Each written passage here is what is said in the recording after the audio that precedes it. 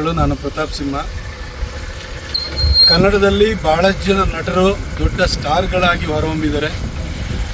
ಆದರೆ cult following ಯಾರಿಗಾರಿದೆ ಅಂತ ಹೇಳಿದರೆ ಅದು Darshan, one and only Darshan ಅವರಿಗೆ ಮಾತ್ರನೇ ಆ ಥರ ಕಲ್ಟ್ ಫಾಲೋಯಿಂಗು, ಭಯಂಕರ ಹುಚ್ಚು ಅಭಿಮಾನ ಇರುವಂತಹ ಫ್ಯಾನ್ಸು ದರ್ಶನ್ ಅವರಿಗೆ ಇರುವಂಥದ್ದು.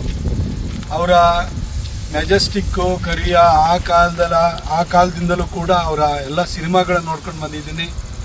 ಅವರ ಕೆಂಚಾಲೋ ಮಂಚಾಲೋ ಆ ಟೈಮ್ ಒಳಗಡೆ ರೇಜ್ ಆಗಿತ್ತು ನಮ್ಮ ಎಲ್ಲ ಫಾರ್ಮಾಟಿವ್ ಡೇಸಲ್ಲಿ. ಹಾಗಾಗಿ ದರ್ಶನ್ ಅವರ ಅಭಿಮಾನಿಗಳಲ್ಲಿ ನಾನು ಒಬ್ಬ. ನಮ್ಮ ಕನ್ನಡ ಚಿತ್ರರಂಗದಲ್ಲೇ ಇದ್ದು ಕನ್ನಡದ ಬೆಳವಣಿಗೆಗೆ, ನಮ್ಮ ಚಿತ್ರರಂಗದ ಬೆಳವಣಿಗೆಗೆ ದೊಡ್ಡ ಕಾಂಟ್ರಿಬ್ಯೂಷನ್ ಮಾಡಿರುವಂಥವ್ರು.